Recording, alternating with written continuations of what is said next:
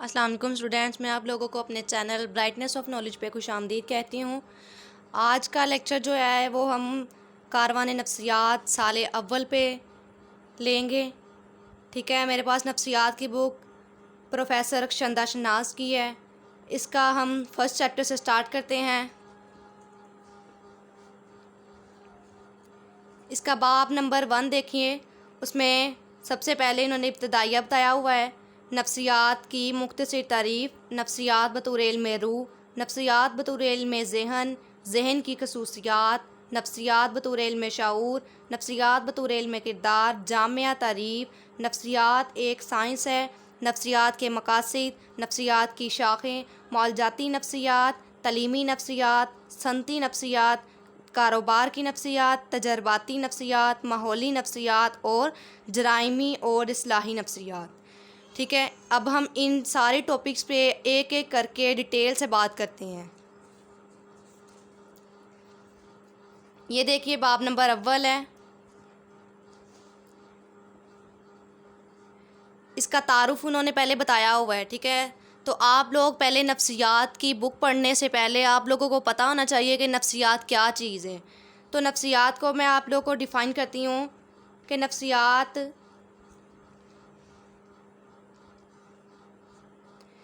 نفسیات جو ہے یہ 2 یونانی الفاظ فزی اور لوگس کا مجموعہ ہے۔ فزی کا مطلب ہے روح، ذہن، ذات، اور لوگس کا مطلب ہے علم یا جاننا۔ گویا سائیکولوجی کا مطلب ہوا روح کا علم، ذہن کا علم یا ذات کا علم، ٹھیک ہے۔ نفسیات جو ہے یہ 3 سے 4 شاخوں پہ مشتمل ہے۔ یہ اس کی 3 سے 4 جو ہے یہ 4 تعریفیں بتائی ہوئی ہیں، انہوں نے 4 ٹاپکس دیے ہوئے ہیں جن کو ہم ڈیٹیل سے بات کرتے ہیں۔ ان کی تعریفیں جو درج ذیل بتائی گئی ہوئی ہیں، ان میں ہے نفسیات بطور علم روح، نفسیات بطور علم ذہن، نفسیات بطور علم شعور اور نفسیات بطور علم کردار۔ سب سے پہلے بات کرتے ہیں نفسیات بطور علم روح۔ نفسیات بطور علم روح کیا ہے، ٹھیک ہے۔ تو ہم سب سے پہلے روح کے بارے میں پڑھنے لگے ہیں تو ہمیں پتہ ہونا چاہیے کہ روح جو ہے یہ انسانی جسم میں موجود ہوتی ہے۔ ہر جو زندہ چیز ہوتی ہے نا اس میں روح موجود ہوتی ہے۔ روح کا مفہوم سمجھنا مشکل نہیں ہے مگر سمجھانا قدرے مشکل ہے، کیونکہ روح ایک ایسا لفظ ہے جس سے ہم سب واقف ہیں لیکن الفاظ میں بیان کرتے ہوئے وقت محسوس کرتے ہیں۔ مذہبی حوالے سے ہم سمجھتے ہیں کہ روح ہمارے اندر موجود ہوتی ہے۔ جب تک ہم زندہ رہتے ہیں روح موجود رہتی ہے اور موت کے وقت جسم سے نکل جاتی ہے۔ یہ بات تو آپ لوگوں کو پتہ ہونی چاہیے کہ انسان جب تک زندہ ہے یقیناً اسی میں روح ہے، اور جب انسان کی وفات ہو جاتی ہے تو اس کے جسم سے روح نکل جاتی ہے۔ تو روح کے نکلنے سے جسم کی وفات ہوتی ہے، جسم کی جان نکلتی ہے، ٹھیک ہے۔ روح جو ہوتی ہے وہ زندہ ہوتی ہے۔ موت کے وقت جسم فنا ہوتا ہے مگر روح نہیں فنا ہوتی۔ گزشتہ ادوار میں روح کا کم و بیش ایک ایسا ہی تصور موجود تھا کہ روح کا بدن سے تعلق ضرور ہے مگر روح کو ہم چھو نہیں سکتے، دیکھ نہیں سکتے، روح لا فانی ہے۔ جسم کو تو ہم چھو سکتے ہیں، دیکھ سکتے ہیں، لیکن روح جو ہے یہ ایک ایسی چیز ہے جسے نہ تو ہم دیکھ سکتے ہیں نہ ہم چھو سکتے ہیں۔ یہ ہمارا ٹاپک نفسیات بطور علم روح پہ تھا۔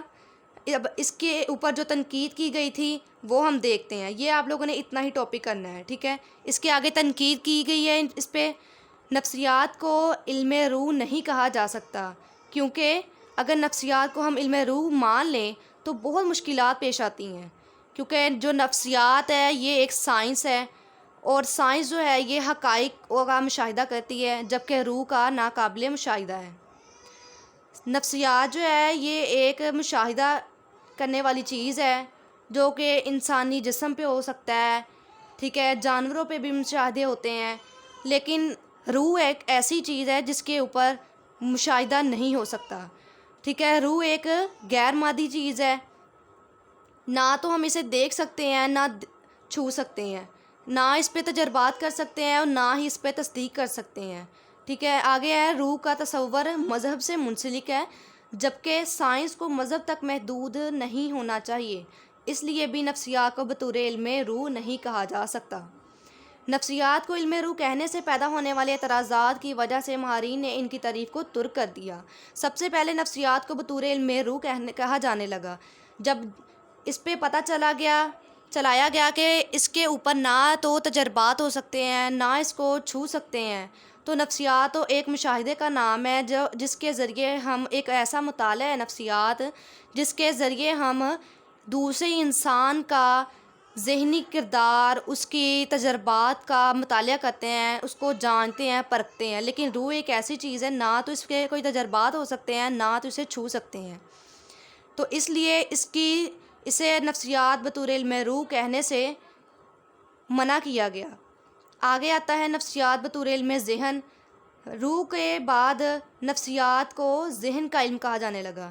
جب پہلے روح کو نفسیات کا بطور علم کہا جانے لگا، لیکن اس کے بعد یہ پتہ چلا کہ اس کے اوپر نہ تو تجربات ہو سکتے ہیں، نہ اس کو چھو سکتے ہیں، نہ دیکھ سکتے ہیں، تو اس کے بعد ذہن کو نفسیات بطور علم ذہن کہا جانے لگا۔ ٹھیک ہے، اس کے اندر کیا ہے کہ فرد کی نفسیاتی کیفیات، جذبات و احساسات، شعوری اور لاشعوری اعمال کے مجموعے کو ذہن کہا جاتا ہے۔ دماغ کسی صورتحال کو محسوس کر کے جو رد عمل پیش کرتا ہے وہ ذہن کی بدولت ہوتا ہے۔ ہمارا دماغ ہے، ہم کسی بھی صورتحال کو محسوس کرتے ہیں، کوئی بھی مسئلہ ہے اس کو ہم پہلے محسوس کرتے ہیں، اس کے بارے میں سوچتے ہیں، اور جو رد عمل ہم پیش کرتے ہیں وہ صرف اور صرف ذہن کی بدولت ہی پیدا ہوتا ہے۔ ٹھیک ہے، یونانی ماہرین نے روح کو ذہن کے مترادف قرار دیا تھا، اس لیے یہ کہا جا سکتا ہے کہ سقراط، افلاطون اور ارطغرل اسی تصور کے حامی تھے۔ ٹھیک ہے، جدید دور کے ماہر نفسیات ولیم وانڈ اور ٹیچز نے بھی نفسیات کو علم ذہن قرار دیا۔ آگے آ جاتا ہے 18ویں صدی میں ذہن کی بجائے ذہنی اعمال کی اصطلاح استعمال ہونے لگی۔ جب 18ویں صدی تھی تب ذہن کی بجائے ذہنی اعمال کی اصطلاح استعمال ہونے لگی، کیونکہ ماہرین کا یہ کہنا تھا، ان کا خیال تھا کہ ذہن بذات خود کوئی عمل، کوئی حیثیت نہیں رکھتا، بلکہ ذہنی اعمال ہی ذہن کی عکاسی کرتے ہیں، اور ہم ذہنی اعمال سے فرد کے بارے میں جان سکتے ہیں۔ جب 18ویں صدی آئی تو ماہرین نے نفسیات جو تھے ان کا خیال تھا کہ ہمارا ذہن جو ہے یہ خود کوئی بھی کام نہیں کرتا، خود کوئی حیثیت نہیں رکھتا، ذہنی اعمال ہی ایک ایسی ذہنی کی عکاسی کرتے ہیں، اور ہم ذہنی اعمال سے ہی فرد کے بارے میں جان سکتے ہیں۔ ٹھیک ہے، آگے آ جاتے ہیں ذہن کے عناصر۔ آپ لوگوں کو پتہ ہونا چاہیے کہ ذہن کے عناصر کتنے ہیں اور کون کون سے ہیں۔ ذہن کے عناصر 3 ہیں، جن میں ایک ہے شعور، تحت الشعور اور لاشعور۔ اب ہم ایک ایک پہ بات کرتے ہیں کہ یہ کیا چیز ہے، شعور کیا ہے، تحت الشعور کیا ہے، اور لاشعور کیا ہے۔ شعور سے مراد ہے فوری آگاہی، وہ ذہنی کیفیات جن سے ہم اس وقت آگاہ ہیں وہ ہمارا شعور ہے۔ وہ ذہنی کیفیات جس سے ہم اس وقت آگاہ ہیں نا، وہ ہمارا شعور ہے۔ موجودہ موجودہ حال میں جن باتوں کے ذریعے ہم کسی چیز کے بارے میں جان سکتے ہیں، جو آگاہی ہم موجودہ حال میں رکھتے ہیں، وہ ہمارا شعور ہے۔ تحت الشعور آگے آ جاتا ہے۔ کچھ شعوری کیفیات تحت الشعور میں چلی جاتی ہیں اور وہاں محفوظ ہو جاتی ہیں یا ضائع ہو جاتی ہیں۔ شعوری کیفیات کو ہم فوری دہرا سکتے ہیں، کیونکہ یہ وہ کیفیات ہیں جو پہلے شعوری ہوتی ہیں، بعد میں شعور سے نکل کر تحت الشعور میں چلی جاتی ہیں۔ آگے آتا ہے لاشعور۔ ذہن کا یہ حصہ ایسا حصہ ہے جس سے ہم براہ راست آگاہ نہیں ہوتے۔ لاشعوری مواد کو ہم اپنی مرضی سے دہرا نہیں سکتے۔ شعوری مواد کو ہم دہرا سکتے تھے، تحت الشعور کو دہرا سکتے تھے، لیکن لاشعور ایک ایسا ذہن کا حصہ ہے جس سے نہ تو ہم براہ راست آگاہ ہوتے ہیں اور نہ ہی ہم اسے اپنی مرضی سے دہرا سکتے ہیں۔ ہماری جو بولی بصری اور دبی ہوئی خواہشات ہوتی ہیں وہ لاشعور میں چلی جاتی ہیں۔ تحلیل نفسی اور نومیت کے ذریعے لاشعوری مواد کو دہرایا جا سکتا ہے۔ آگے آ جاتے ہیں ذہن کی خصوصیات۔ ذہن فعال ہوتا ہے اور ہر طرح کے تجربات قبول کرتا ہے۔ ذہن میں تسلسل پایا جاتا ہے۔ تسلسل کیا چیز ہوتی ہے؟ یہ ایک ذہن جو ہے یہ مسلسل چلتا رہتا ہے، ٹھیک ہے، جب تک انسان زندہ رہتا ہے تو فرد کا ذہن بھی چلتا رہتا ہے۔ ماضی، حال اور مستقبل کے تجربات ایک تسلسل میں موجود ہوتے ہیں۔ یہ تسلسل صرف حادثے یا ذہنی بیماری کی صورت میں ہی ٹوٹتے ہیں۔ جب تک انسان زندہ رہتا ہے اس کا ذہن کام کرتا رہتا ہے اور اس کے زندگی کے تمام حالات و واقعات اس کے ذہن میں محفوظ ہوتے ہیں، لیکن اس کے علاوہ، موت کے علاوہ بھی انسان کے ساتھ کچھ ایسے حادثات پیش آ سکتے ہیں جس کے ذریعے انسان اپنے تجربات کو بھول سکتا ہے۔ ان کے تجربات جو ہے وہ ذہنی بیماری کے صورت میں بھی ٹوٹ سکتے ہیں۔ تسلسل کے علاوہ ذہن میں وحدت پائی جاتی ہے۔ ذہنی اعمال ایک دوسرے سے الگ نہیں ہوتے، ہم صرف مطالعے کی خاطر ان کا الگ الگ تجزیہ کرتے ہیں، ورنہ ذہن میں یہ سب ایک دوسرے سے مربوط ہوتے ہیں۔ ذہنی اعمال جو ہوتے ہیں نا، یہ ایک دوسرے کے ساتھ جڑے ہوتے ہیں۔ مربوط کہتے ہیں جڑنا، یہ ایک دوسرے سے الگ نہیں ہوتے، لیکن ہم صرف اور صرف مطالعے کی خاطر ہی ان کا الگ الگ تجزیہ کرتے ہیں۔ ذہن ایک غیر مادی چیز ہے، جبکہ دماغ گوشت پوست کا بنا ہوا ہے۔ اس کا اپنا وزن بھی ہے۔ ذہن کا تعلق دماغ سے ضرور ہے، مگر اس کا مادی وجود نہیں ہے۔ ذہنی اعمال ہر شخص کے ذاتی اور انفرادی ہوتے ہیں۔ فرد خود ہی اپنے ذہنی اعمال کو بہتر طور پر جان سکتا ہے۔ فرد کے خیالات، خواہشات، ارادے، آرزوئیں کوئی دوسرا براہ راست نہیں جان سکتا۔ ذہنی اعمال ایک ایسی چیز ہے جو ہر شخص اپنے بارے میں خود اچھے طریقے سے جان سکتا ہے۔ کوئی بھی دوسرا فرد اس کے ذہن کے بارے میں یہ نہیں جان سکتا کہ اس کے ذہن میں کیا چل رہا ہے، اس کے خیالات کیسے ہیں، اس کے خواہشات، اس کے ارادے، آرزوئیں، کیا کیا چیزیں اس کے ذہن میں چل رہا ہے، یہ دوسرا فرد اس شخص کے بارے میں براہ راست نہیں جان سکتا۔ صرف اور صرف ایک ایسا خود انفرادی فرد جو ہے وہ اپنے ذہن کے بارے میں اچھے سے جان سکتا ہے۔ ذہنی اعمال ہر وقت جاری و ساری رہتے ہیں۔ ہمارے ذہنی اعمال میں کوئی وقفہ نہیں آتا، حتیٰ کہ نیند کی حالت میں بھی ذہن مصروف رہتا ہے۔ نیند کے دوران خواب دیکھنا اس کی مثال ہے۔ جب ہم سو جاتے ہیں تو ہمارا ذہن تب بھی کام کر رہا ہوتا ہے۔ سب سے بڑی اس کی مثال، جب ہم نیند میں خواب دیکھ رہے ہوتے ہیں تو اس سے ہمیں پتہ چلتا ہے کہ ہمارا ذہن مسلسل اپنی حرکت کرتا رہتا ہے، اپنے کام میں لگا رہتا ہے۔ یہ ہمارا ذہن کبھی بھی رکتا نہیں ہے۔ اگرچہ نیند کے دوران ذہنی سرگرمی سست ہو جاتی ہے، مگر رکتی نہیں۔ جب ہم سو جاتے ہیں، نیند میں ہوتے ہیں، ہمارے ذہن کی سرگرمی جو ہے وہ سست ہو جاتی ہے، کم ہو جاتی ہے، لیکن یہ رکتی نہیں ہے۔ ٹیچرز کا خیال ہے کہ ذہنی اعمال نہ صرف ہر وقت جاری رہتے ہیں بلکہ ہماری ذہنی کیفیات میں تغیر بھی آتا رہتا ہے۔ ٹھیک ہے، یہ جو تھے ٹیچرز جو تھے، ان کا خیال ہے کہ ہمارا جو ذہنی اعمال ہے یہ ہر وقت جاری و ساری تو رہتے ہی ہیں، لیکن ان میں ذہنی کیفیات میں تغیر بھی آتا رہتا ہے۔ تغیر کہتے ہیں تبدیلی کو، ان میں تبدیلی بھی آتی رہتی ہے۔ ذہن سے متعلق ان تمام معلومات کے بعد اب ہم نفسیات کے لیے علم ذہن کی تعریف کا تجزیہ کرتے ہیں۔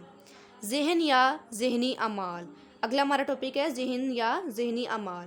اگر نفسیات کو ذہن کی بجائے ذہنی اعمال کا علم سمجھا جائے تو یہ تعریف کافی حد تک قابل قبول ہو جائے گی، کیونکہ ذہن جو ہے یہ ایک خود تو کارآمد ہوتا ہی ہے، عمل کرتا ہے، لیکن ذہنی اعمال جو ہے اس کو اگر ہم نفسیات کی تعریف کے بارے میں نام دیا جائے تو یہ کافی حد تک قابل قبول ہوتا ہے۔ یہ تعریف علم روح کے مقابلے میں قدرے بہتر ہے، اس کے باوجود اس پر بھی چند اعتراضات کیے گئے۔ ذہن یا ذہنی اعمال میں یہ بتایا گیا ہے کہ اگر ہم نفسیات کو ذہن کی بجائے ذہنی اعمال کا نام دیا جائے تو یہ کافی حد تک قابل قبول ہے۔ ٹھیک ہے، یہ تعریف جو ہے علم روح کے مقابلے میں قدرے بہتر ہے، لیکن اس کے باوجود بھی اس تعریف پہ چند اعتراضات کیے گئے ہیں، چند تنقید کی گئی ہے جو کہ درج ذیل ہے۔ تنقید میں کیا بتایا گیا ہے کہ ذہنی اعمال کا مشاہدہ صرف ذاتی طور پر کیا جا سکتا ہے۔ دوسرا شخص براہ راست کسی کے ذہنی اعمال کو نہیں جان سکتا۔ اس پہ پہلی تنقید جو کی گئی وہ یہ ہے کہ ہر شخص اپنے ذہنی اعمال کے بارے میں اپنا خود مشاہدہ کر سکتا ہے. کوئی بھی دوسرا شخص ایسا نہیں ہے جو کہ اس فرد کے بارے میں براہ راست مطالعہ کر سکے، براہ راست اس کسی بھی چیز کو جان سکے. دوسری تنقید کیا کی گئی ہے، ذہنی اعمال چونکہ ہر وقت جاری و ساری رہتی ہے اس لیے ان پر پڑتال اور تصدیق نہیں کی جا سکتی. ذہنی اعمال ایک ایسی چیز ہے جو ہر وقت مسلسل جاری رہتی ہے. انسان خود سو جاتا ہے، نیند میں بھی اگر ہوتا ہے تو پھر بھی اس کا ذہن کام کر رہا ہوتا ہے. تو اس سے ہمیں پتہ چلتا ہے کہ اس پر ذہن پر نہ تو ہم کوئی پڑتال کر سکتے ہیں اور نہ ہی کسی بھی قسم کی تصدیق کی جا سکتی ہے. ذہن بھی روح کی طرح غیر مادی ہے، اس کا کوئی وجود نہیں، اس پر بھی سائنسی تجربات نہیں کیے جا سکتے. اگر نفسیات کو صرف ذہنی اعمال کا علم کہا جائے تو حیوان، بچے اور ذہنی مریض اس کے دائرۂ کار سے خارج ہو جائیں گے، کیونکہ یہ اپنے ذہنی اعمال کا خود مطالعہ کرنے کے قابل نہیں ہوتے. دوسرے افراد کی ذہنی کیفیات کو جاننے کے لیے ان کی رائے پر اعتماد کرنا پڑتا ہے. جانور اپنی رائے دے نہیں سکتے جبکہ بچوں اور ذہنی مریضوں کی رائے پر اعتماد نہیں کیا جا سکتا. ان تمام اعتراضات کی وجہ سے نفسیات کو صرف علم ذہن نہیں کہا جا سکتا، لہٰذا یہ تعریف بھی قابل قبول نہیں ہوئی. تو ہم نے پہلا جو ٹاپک پڑھا تھا اس میں ہماری نفسیات کی تعریف تھی. اس کے بعد تھا نفسیات بطور علم روح. نفسیات بطور علم روح میں ہمیں کیا پتہ چلا کہ نفسیات کی بطور علم روح میں پڑھا کیا ہے ہم نے. روح جو ہے یہ ایک ایسی چیز ہے جسے ہم نہ تو دیکھ سکتے ہیں، نہ چھو سکتے ہیں، نہ اس پہ کوئی تجربات کر سکتے ہیں، اس لیے اس پر بھی چند تنقید کی گئی اور اس تنقید کے وجہ سے پتہ چلا کہ روح پہ نہ تو کوئی تجربات ہو سکتے ہیں اور نہ ہی اسے ہم نفسیات بطور علم روح کا نام دے سکتے ہیں. اس کے بعد نفسیات کو بطور علم ذہن کا نام کہا جانے لگا. نفسیات بطور علم ذہن کو جب اس کا نام دیا گیا تو اس سے پتہ چلا کہ ذہن جو ہے یہ خود ذہنی اعمال کے تحت ہی کام کرتا ہے. تو اس کے ذہن نفسیات بطور علم ذہن کے بعد ہم نے چند عناصر پڑھے ہیں، جو 3 عناصر ہیں، جو کہ شعور، تحت الشعور و لاشعور پڑھے ہیں ہم نے. ٹھیک ہے، اس کے بعد ہم نے کیا پڑھا ہے، ذہن کی خصوصیات اور ذہن یا ذہنی اعمال اور تنقید. یہاں تک ہمارا آج کا ٹاپک کمپلیٹ ہوتا ہے. تو میں آپ لوگوں کو اگلے لیکچر میں یہ سمجھاؤں گی کہ نفسیات بطور علم شعور کیا ہوتا ہے، اس پہ تنقید کیا کیا کی گئی. ٹھیک ہے، اور اس کے بعد نفسیات بطور علم کردار اور اس پہ پوری ڈیٹیل سے بات کریں گے. میں آپ لوگوں سے ریکویسٹ کرتی ہوں کہ اگر آپ لوگ میرے چینل پہ برائٹنیس آف نالج پہ نئے ہیں تو پلیز میرے چینل کو سبسکرائب کریں. اور آپ لوگوں کو اگر یہ سبسکرائب کریں گے میرے چینل کو تو اس کا فائدہ یہ ہوگا کہ میری ہر آنے والی ویڈیو آپ لوگ تک فوراً سے پہنچ جائے گی. اللہ حافظ.